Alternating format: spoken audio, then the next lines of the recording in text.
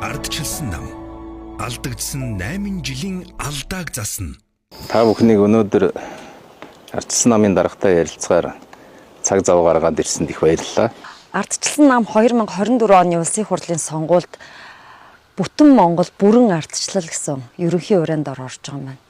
Тэгэнгүүт гадны улс төр судлаачид болохоор монголчууд 1990 оноос ардчлалыг хийхдээ нэг зүйлийг дутуу орхицсон. Энэ бол улс төрийн намын сонголтын хувьд иргэдийг нэг гараанаас эхлүүлээгүй.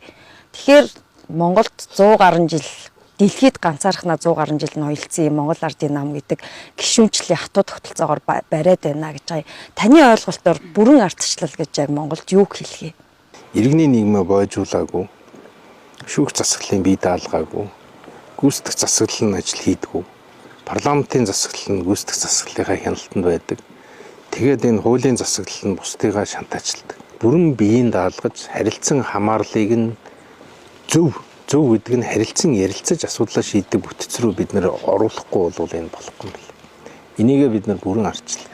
Хүний эрхийн доройтлоос бид гарахгүй бол болохгүй юм байна. Ялангуяа сэтгүүлчийг ямар ч хэрэгээр хамаагүй цагдаа шалгадаг байдал бол болохгүй.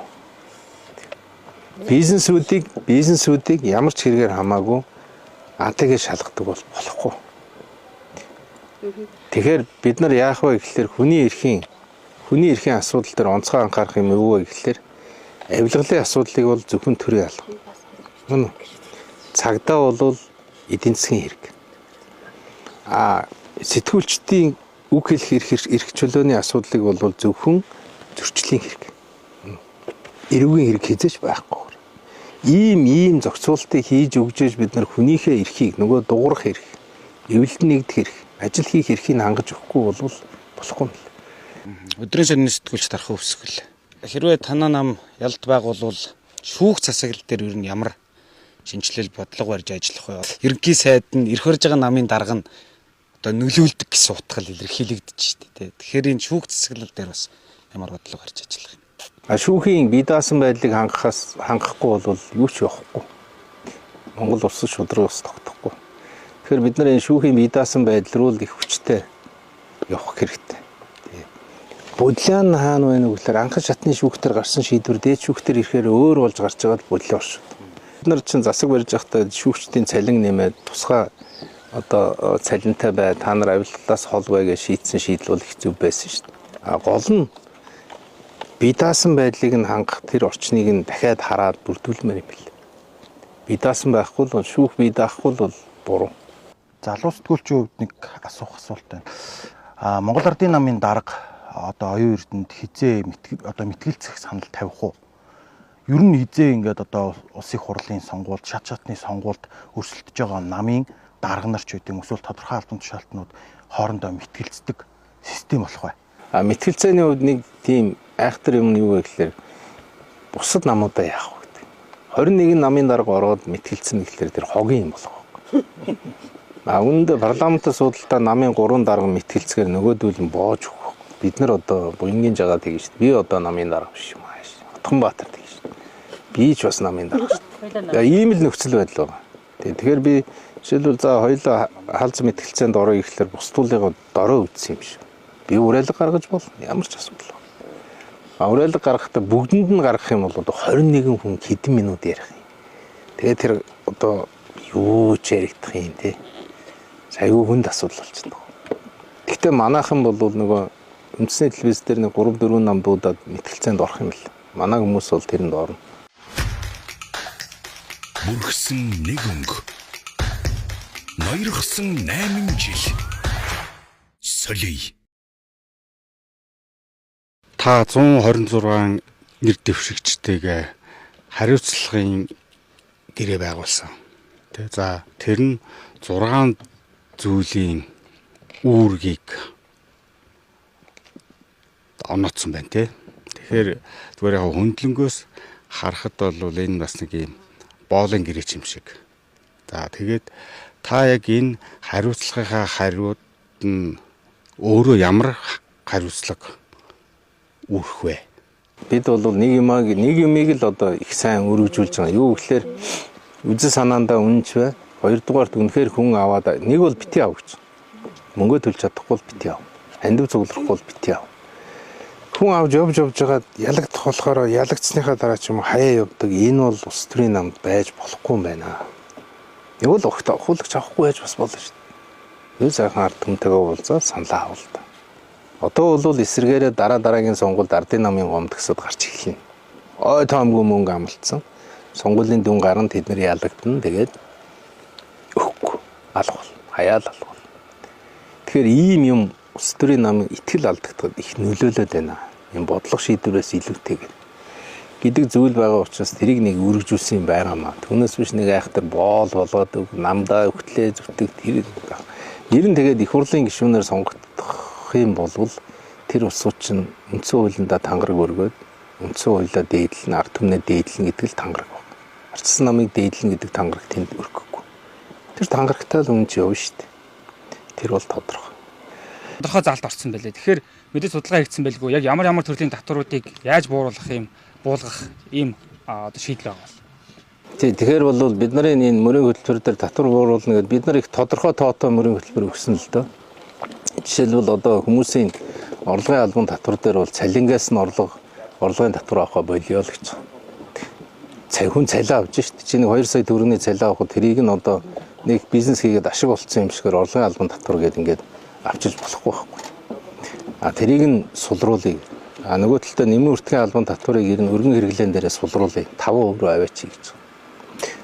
Өргөн хэрэглэн дээр нэмийн үртгэн албан татварыг 5% руу аваачихгүй бол юу тэлэхгүй байна. Бааз нь тэлж өгөхгүй байна. Тэгээд 10% төлчдөг буцаагаад нөгөө 2% авдаг үлээ тий. Ингэхээр зэрэг тэр далд эдийн засаг чинь хэвээрээ хадгалагдаад тодорхой хэмжээгээр нэмэгдсэн боловч яг бааз нь өөрөө яг Монголын эргэлдэж байгаа бараанаа нөгөө далд эдийн засаг хэвээрээ үлдээд байгаа байхгүй. Тэгэхээр бол 5% руу бууруулж энэ өргөн хэрэглээний барааныхаа үн өртгийг зохицуултыг хийхгүй бол болохгүй байна гэсэн үг. Нийгмийн даатгал дээр ч гэсэн адилхан. Нийгмийн даатгал дээр бид нар өндөр цалинтай хүнээс одоо өндөр татвар авдаг учраас цалингаа нэмж чадахгүй шүү дээ. Тийм учраас бол бид нар энэ тодорхой төвшнөөс тэтгэвэр бодогдох төвшнөөс дээш цалин өгж байгаа бол тэндээс нийгмийн даатгал авах болио. Одоо төлж байгаа нийгмийн даатгал чинь өндөр болчиход байна. Хувийн компаниуд одоо та бүхэн тодорхой редакцтай зарим нь хүн ажилуулдаг хүмүүс. Үнэхээр нийгмийн даатгалд өргөө компани байхгүй болчихлоо шүү дээ. Тэгээ гэх мэтлэн бид нар энэ татвар дээр буулгах бодлого барихгүй бол цаашаа Монголын эдийн засаг бол тэлэхгүй. Бид бол юуны төлөө энэ сонгуульд орж байгаа вэ гэхээр энэ хоёр гүрний шахалт ардын нам байх юм бол цэвэр дарангуул руу хөтлөнө баталгаатай. Яг эдрийн дуртай сэдвийн өгнө, дуртай тохироо хий. Бидний дуу хоолой байх юм бол хоёр хөрш бид нартай ярилцсан. Тэгэхгүй бол одоо энэ Лукашенко жишээлбэл намайг ерөнхий сайд байхад ирж ингэж дуурч чадахгүй байхгүй. Тиймээс. Энэ бол зүгээр халтна. Та нар адилхан коммунистууд ч одоо юунд бодлаа. Нэрээ солиод царайгаа засангуудаа бити бодлаа ингээд л та. Та нар ард түмэн ялна мална гэж сонгуультай орооч дээ. Ард түмэн ялна гэдгийг бол яг коммунистууд энэ үрээгээр Венесуэл жишээлбэл Мадуро энэ үрээгээр ороод ялж ирсэн. Оросын коммунист нам 20 оны сонгуульд ард түмэн ялна коммунистууд ялна гэж орчихсон. Энэ чинь коммунист л үрээ байхгүй. Энийг аваад ингээд хандлага нь бол өөр шүү. Бүр хувийн хвшилд ажиллаж байгаа хүн ардын намын их хурлын гишүүн болохоор цэвэр хувийн хвшлийг алдаг тухай л ярьж эхэлдэг. Буулга зогсоо боомл. Яг л өөрийнх нь бизнес ингээд арын хаалгаар явчихдаг учраас. Өөрийнхөө бизнесийг бол тоохгүй. Нөгөө талдаа бол дандаа карант хаагаад явчихдаг. За энэ телевизээс нэг асуулт байна. Тэгэхээр Монгол залуучууд Монголдо үлдэж ажиллаж амьдрахын болцоог одоо яаж бий болох ёстой юм бол энэ дээр мөр хөтөлбөрт юу тусч байгаа бол төрийн өмчөдийн томоохон компаниудыг төр аваад байгаа нь юу ямар очиртай юм тий. Бүгд одоо 50%, 40% өнтөр гэдэг эсвэл 100% төрийн мэдэл дээрээ тахлаар одоо нөгөө төрийн өмчт компанийг даасан одоо хууль бус зүйлүүд улам данхаах вэ гэдэг дээр бас ямар зарчим баримталж байгаа бол гэсэн хоёроос. Төрийн өмч нэртэйгээр ингээд агентлаг хажуудаа нэг компани төрийн өмчт компани гэж боожуулаа явуудахаар одоо бол эдийн засгаас том тийм дарга нарын мөнгө гэдэг юм бий болчиход улсыг улам их өрөнд оруулаад байгаа байхгүй. Тэгэхээр энэ төрийн өмчт компаниудаас салах ажил бол маш хурдтай явагдана. Өмчийн араас шунсан төр бол явахгүй. Одоо манай Чингис хааны дэлхийд үлдээсэн легаси бол хурд хөнгөн хөнгөн бай. Хурдан маневрлдаг бай гэж хэлээд байгаа байхгүй. Тэгэхээр бид нар бол орон сууцсан дээр барих бодлого их ойлгомжтой шүү дээ. Цементний үйлдвэр яагаад байгуулсан? Дараагийнхан гангийн үйлдвэрийн төслийг бид нар хувийн хвшлийн төслийг дэмжих хэрэгтэй байхгүй. Гангийн үйлдвэр заавал хийх хэрэгтэй. Тэхийн тулд коксны үйлдвэр баригдана. А нөгөө талдаа ерөөсөө ипотекийн их усрыг л бий болгох хэрэгтэй. 1998 оноос хойш бол 9 зургийн хэрэгээр ардын нам бол сонгол болгоноор ингээд ярддаг ганц сэдв болголоо. Хэрвээ та ерөнхий сайд бол энэ хүний хэргийг төрийн нууцаас гаргаж чадах уу? Хэргийг төрийн нууцаас гаргах хэрэгтэй. Тэгжээж маргаан нэг тийшээ шийдэх. Энэ дээр дахиад хэн нэгэн дээр хэрэг үүсгэж болохгүй. Энэ хэрэг өөрөө ил болох хэрэгтэй. А энэ хэргийг ардын нам ингээд овжин ашиглаж арчсан нам руу тохох маягийн одоо пропагандаг бол олон улсын захиалгаар хийж өнөөдөр хүрсэн. Жишээлбэл бид нар бол тийм уваагүй үйл хийдэг байхгүй. Бид нар Батгүй агсныхаа хэргийг ардын намаас нэхэхгүй байх шүү дээ. Тэ? Төрийн ордонд л амиа алдсан шүү дээ. Тэгээ энэ нэгэн түлхсэн л байх шүү дээ. Тэгээ өөр яаж амиа алдах юм? Тэгэхэд бид нар ардын нам руу чихээд манай тэгээд тэднийг ингээд ус төржүүлээ явахыг хүсэхгүй байхгүй. Тэгэхээр ил болох хэрэгтэй. Тэр бол маш ойлгомжтой. 21-р зуунд амьдарч байгаа Улаанбаатар хотын иргэд хизээ ус тоогонд тасрахгүй ийм нөхцөлд амьдарч тэгээд эрчим хүчнээс ийм хараат байдаг нөхцөл байдал улс орны маань хувьд халагдах бол 2 жилийн дараагийнхт бол бодиттой тог тасардаггүй болно. Энэ бол маш ойлгомжтой. 4 жилийн дараа бол цахилгаан экспортлдог болно. Би бол энийг бол баталгаа гаргана. Яагаад гэвэл бид чинь сая ингээд зүгээр суусангүй л дээ. Азийн энэ 3 том аваргуудтай яриа хэлцээр хийлээ штэ. Япон удирдаад тэгээ Солонгос хятад. Энэ Азийн энэ том 3 гүрэн бол хоорондоо ярихгүйгээр ажил хийдгүй юм байна. Энд чи өөрөө ингээ эдийн засгийн хамгийн том интеграцийг ингээ бий болгоцсон. Эдэнд хамгийн хэрэгтэй юм бол эрчим хүч. Ирээдүйн цаг дээрээс тэр одоо цаг дээрээс тэр. Ерөөсөө энэ гуравт бол амин чухал зүйл бол эрчим хүч. Тэгэхээр монголчууд бид ухаантай байж чадвал эрчим хүчний яг Бутан шиг болж болох юм байна. Бутан бол ерөөсөө эрчим хүчний экспортлоор л амьдрд юм. Доктортой эрчим хүчний их усврыг Монголд яаж бий болох вэ гэдгийг энэ улсуудтайгаа нийлээл тохирцсон. Шийдсэн. Тийм учраас бол тэр экспортлогч болно гэдэг дээр бол ямар ч хэрэгэлцээ байхгүй. Нөгөө талдаа бид нар кокс химийн үйлдвэр энэ улсуудын ганц сонирхол нь тэр. Нүүрс бол төлдөг зүйл гэж бид нар бодоод байдаг. Нүүрс бол асар том материалын их сурвалж юм байна. Задлахаараа бордоо болчдөг. Бүр сахар хүртэл болчдөг. Юм болдог. Тэгэхээр энэ химийн үйлдвэрлэл гэдэг бол энэ 3 улсын хувьд бол зүгээр дэлхийд одоо хамгийн агуу технологиг ингээ барай суудсан. Дэлхийг бордоогоор бид нар хангаж болж байна.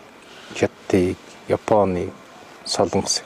Эдийн засгийн янз бүрийн хоригт орцсон энэ улс орнуудын дунд байрлаж байгаагийн давуу тал бол бид нар дэлхий рүү гарц биднэрт байгаад байна л гэж байна. Тийм учраас бол эрчим хүчин дээр хэдүүл амар амбицтай байх хэрэгтэй. Ерөөсөө энэ Монгол. За их баярлалаа та бүхэн. Тэгээд бүгдэнд нь амжилт хүсье.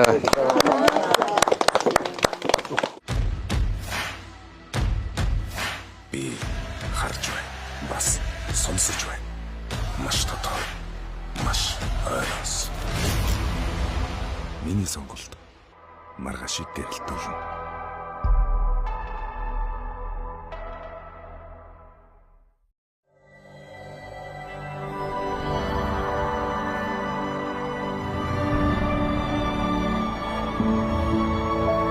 Ардчилсан нам алдагдсан 8 жилийн алдааг засна. Та бүхнийг өнөөдөр ардчилсан намын даргатай ярилцгаар цаг зав гаргаад ирсэнд их баярлалаа. Энэ сонгуулийн онцлог бол эрх баригчтай хариуцлага тооцож чадахгүй юу гэдэг ийм одоо сонгуул болж байгаагаар их онцлогтой. Одоо төсвийн үрлэгэн байдал бол ерөөсөө яг хэвээр бол жилээс жилд нэмэгдэж жилээс жилд өссөн. Одоо энэ Монголын эрх чөлөөг баталгаажуулахын тулд монголчуудыг эдийн засгийн эрх чөлөөгөөр нь бид нар хангах хэрэгтэй юм байна. Монгол хүн үг хэлэх эрх чөлөөтэй байхаас гадна, үзэл бодлоо илэрхийлэх эрх чөлөөтэй байхаас гадна тийм ээ. Эвлэлд нь нэгдэх эрх чөлөөтэй байхаас гадна эдийн засгийн эрх чөлөөг авах хэрэгтэй юм байна. Эдийн засгийн эрх чөлөөний дараа санхүүгийн эрх чөлөөнд хүрэх ёстой юм байна. Ингэжээж Монголын ардчлал, монголчуудын эрх чөлөө гэдэг зүйл баталгаажиж үндэсний эрх чөлөө бидэнд ирэх юм байна гэж ингэж үзэж ардчилсан нам бол өөрийнхөө стратегийг өргөө Монгол, өрнөөс салдаг Монгол болохын төлөө ингэж явах юм байна гэдэг дээр суурлаад саяны дээр бүтэн Монгол бүрэн ардчил хилцүүлэг явсан. Бид бол өнөөдөр газар нутагтаа эзэн байж чадж байгаа юугүй юу гэдгийг их нарийн тооцож харах хэрэгтэй. Бид баялгаа бүртгэж чадж байгаа юугүй юу гэдгийг нарийн тооцож харах хэрэгтэй. Яг энэ компаниуд маань бизнес эрхлээ явахад нь тийм эрх чөлөө байна уугүй юу гэдгийг нарийн тооцож харах хэрэгтэй гэдэг. Ингээ бид нар бол энэ үндэсний хөтөлбөрийг гаргасан. Сонгуулийн амлалт гэхээс илүү ажлын төлөвлөгөө гаргасан гэж та бүхэнд хэлмээр. Надад төлөвлөгөө байна. Манай намд төлөвлөгөө байна. Тэгээ та бүхэн нь бол асуултаа чөлөөтэй асуугаад ингээд яваарай. Уг цэгмэнд сэтгүүлчлэгээр цэцэг. Эрх баригч Монгол Ардын намын дарга бол нэг хувь хүний асуудлыг яриад ганцхан сэтгүүлчтэй эсвэл өөрийнхөө зөвлөгтөө дахиад нэг ганцхан сэтгүүлчтэй ингээ өөрийнхөө өрөөнд уулзж байгаа. 8 жилийн хугацаанд бид сөрөг хүчний дуу хоолой байж чадсан уугүй юу гэдэг энэ асуулт байгаа. Үнэхээр ардчилсан нам ирэх 4 жилд эрх баригч болвол сөрөг хүчний байр суурь дээр байсан тэр он цаг хугацаагаа яаж нөхөх вэ гэдэг асуулт сонгогчдод иргэдэд хариулт нэгж байгаа, хүлээж байгаа ийм зүйл байгаа хаа гэж бодож байна. Парламентод хэрвээ ардчилсан нам 20 судалтай байсан бол эрх баригчдыг ингэж давраахгүй. Одоо жишээлбэл эрх баригчид бидний үеэс хоошоогоо 15-6 агентлаг шинээр байгуулсан. Төрийн албыг уламд анхаалгацсан. Нийт одоо төрийн өмчт компаниудын одоо актив 55-аас 60 их 80 руу очсон. Гэтэл Монгол улсын дотоодын нийт бүтээгдэхүүн 52 их 80 байж байгаа. Монголын эдийн засгаас том дарга нарын эдийн засгийг бий болгоцсон. Гэтэл энэ дээр зогсоох хүч бол тоо байхгүй. Парламентын тэнцвэр байж сөрөг хүчний ид шид харагданаа.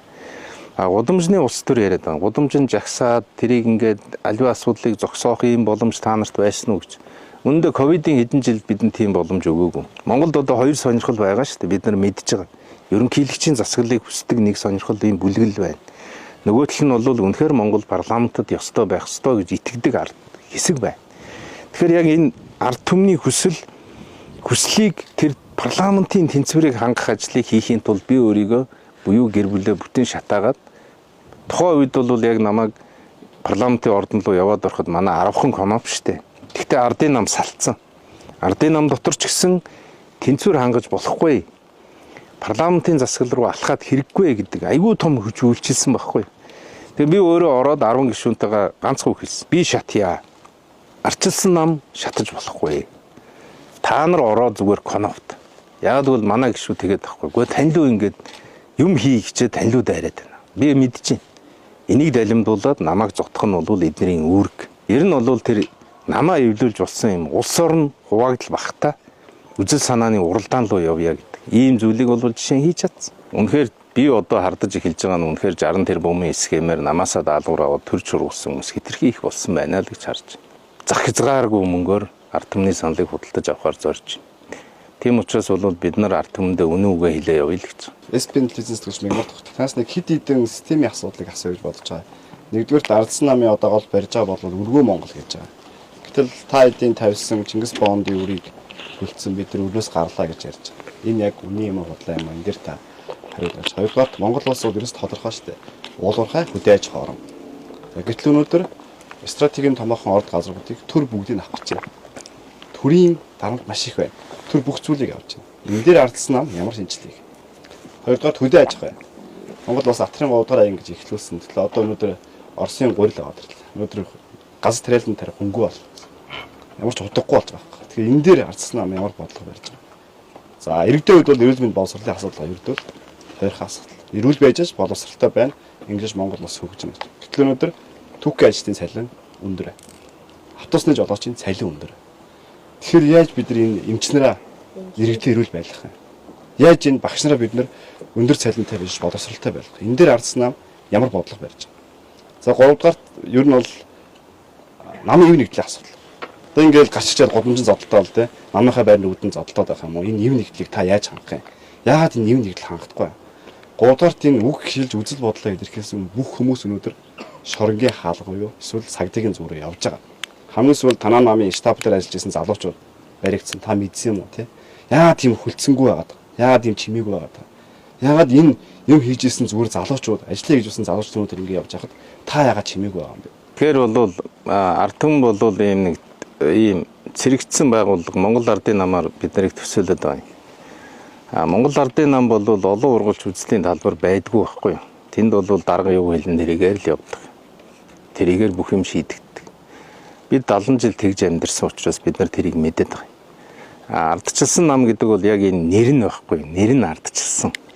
Хэрвээ би тэр улсуудын дуу хоолойг боогод эхлэх юм бол энэ нам оршихгүй. Хэрвээ ганц хүн бүх хүнийг гинжлээд боомлоод гараа өрөг инээ таг чимээгүй бай гэдэг бол энэ бол зүгээр коммунизм. Тэгэхээр бол энэ ардчилсан нам гэдэг энэ нэр энэ нам оршин байгаа үед бол дуу хоолой байх л бол. Хоёрдугаарт энэ эрх чөлөөний эсрэг бол би өөрөө мэдгэл хийсэн шүү дээ. Цагдаа, шүүх, прокурор авилгалтаа тэмцэх газар тагнуулаа. Та нар бол хуулийн байгууллага шүү. Хууль та нарт ажил өгж байгаа гэдгийг би их тодорхой хэлсэн. Хууль та нарт ажил өгж байгаа. Дарга нар тэднэрт ажил өгөөгүй байхгүй. Тэр хүмүүс ард түмнийг хамгаалах үүрэгтэй гэдгээ байнга санаараа гэдгийг бол хэлсэн, мэдээлэл гаргасан. Амьдрал ийм л шүү дээ. Хүчтэй, хүч төрж гин, тэ? Барьж хорж гин. Тэрийг бол бид дуугүй биш дуурайд нээлттэй явж байгаа. Хаа хүрхийг бид нар харна. Өөрийгөө асуулаа. Эмч багшрынтай одоо боловсролын үнэлэмж унчаад байна шүү дээ. Тийм учраас бол бид нар боловсролын үнэлэмж гэж юу вэ гэхээр махаа идэж ном сурчгаад эргээ харсан чинь огт өөрийгөө дайчлаагүйгээр өөрөөс нь илүү цалин аваад ч юм өөрөөс нь илүү боломж аваад өөрөөс нь том дарга болоо яваад байгаа энэ зүйлийг л хэдвүүлээ тасан зогсоох хэрэгтэй. Үнэхээр уураг тархиа шүтдэг боловсролтой хүнээ дээдэлдэг бус руу явахгүй бол болохгүй. Тэгэхгүй бол одоо ингээл хөөрхийн дипломын гол болсон хүмүүс төрийн албанд очсон. Одоо бүгд төрийн ажил хийхгүй. Бүгд сонгуульд гараа явцсан. Өөрийн асуудал. Ер нь өрөөс гаргах нь ардчилсан намын үнэхээр одоо Монголын эрх чөлөөг авч үлдэхийн тулд алтан үүрэг. Монгол Ардын нам бол өөр улам нэмж байгаа. Тоогоор нь та нар харж байгаа. Бидрийг байхад 15 сая төгрөгийн өртөө байна гэж зарлж ирсэн тийм биз? Нэг хүнд 16 ч үл. Одоо 35 сая. Энэ тоо штэ. Тоо хизээч худлаа хилдэггүй байхгүй. Тэгэхээр математик тоо боддог хүмүүс бол ер нь худлаас их хол шүү. Энэ зохиол биш байхгүй. Тоо. Бодтой тоо. Жишээлбэл би түрүүн хэлсэн төрийн өмчт компани 55-аас 60 их 80 төгрөгийн активтай болчлоо. Энийн 3/1 нь өр зээл улам томруулаад байгаа байхгүй. Тэгэхээр бид өрнөөс гарахын тулд төсвийг 20% танил гэж. Дарга нарын хэрэглээг таннаа.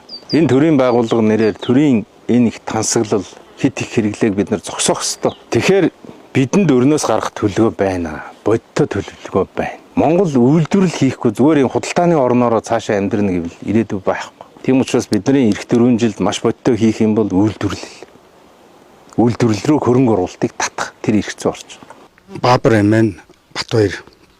За би бас дэлгэр цэцэгтэй яг адилхан маш их нэг одоо баярлж байна.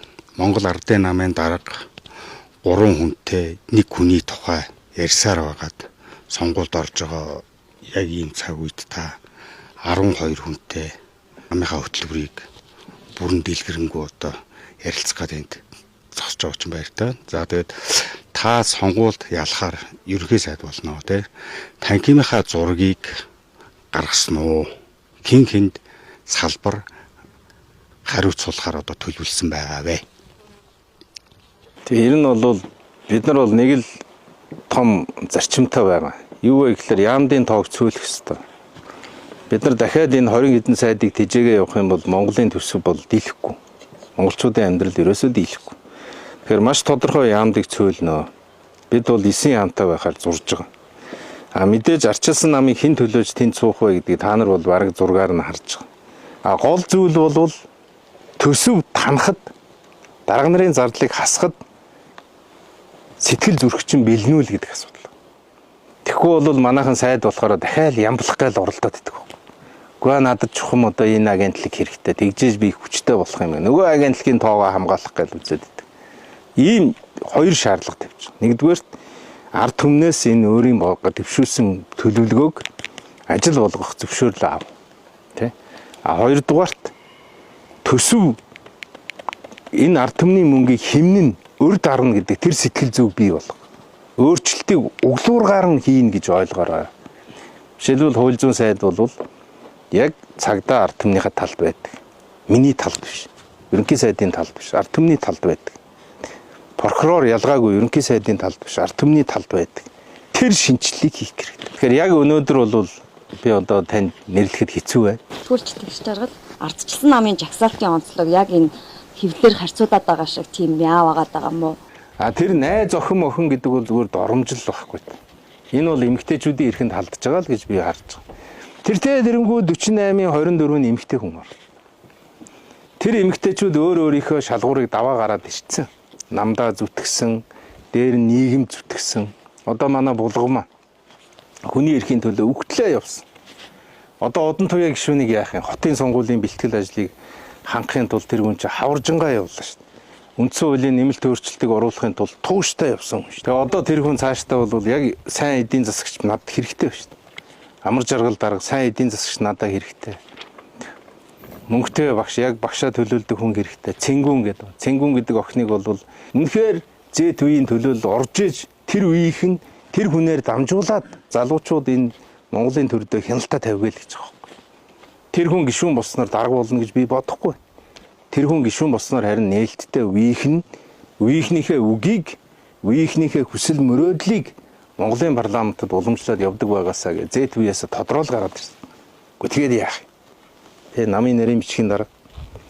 А бид бол яг үүндээ ажил хийх багаа гаргасан шүү. Сэтгүүлч Нямсран байна. Баруун төвийн нам мөн бол ягд малчтын зээлийг тэглэх гэсэн ловц бариа та сууж байгаа юм бэ? Та баруун төвийн намын мандалагч мөн үү? Тийм тэгэхээр малчтын зээлийг тэглэе гэдэг манай их хурлын гишүүдийн санаачлага юу вэ гэхээр үнэхээр бид нар одоо ингээ баруун төвийн нам, зүүнний нам одоо улаантнууд ингээ 8 жил энэ улсыг эзэлсэн. Цэвэр улаан бодлого явсан. 100% зүүнний бодлого явсан. Үр дүнд нь Монголын эдийн засаг сөхөрсөн. Сөхөрсний хохирогчд нь хамгийн том хохирогчд нь малчд шүү дээ. Өнгөрсөн жилийн зудны л асуудал байхгүй. Зуд бол гамшиг юм аа л гэж харсан. Гамшигыг арилгахын тулд Монголын төр арга хэмжээ авах хэрэгтэй. Түүнээс биш амар баясгалан шиг буцаад нэгдэлч хөдөлгөөн өрнүүлээд буцаад одоо хамтрал байгуулаа явж болохгүй шүү дээ. Гамшигын төвшөнд хүлээгээд авчяа л гэж манай гишүүд өргөмөрсөн байхгүй. А гамшиг популизм хоёрыг ялгаараа. Дээр нь тэр хэвлэлийн хурал дээр тавьсан лооз бол Бүрвдоржийн лооз. Би Бүрвдоржийн амыг барихгүйгээр арчилсан намын дарга байхгүй. Гэхдээ үжил санааны хувьд арчлалыг хамгаалах гэдэг тангаргаал өргөж байгаа. Би арчлалыг хамгаалахын төлөө л яв.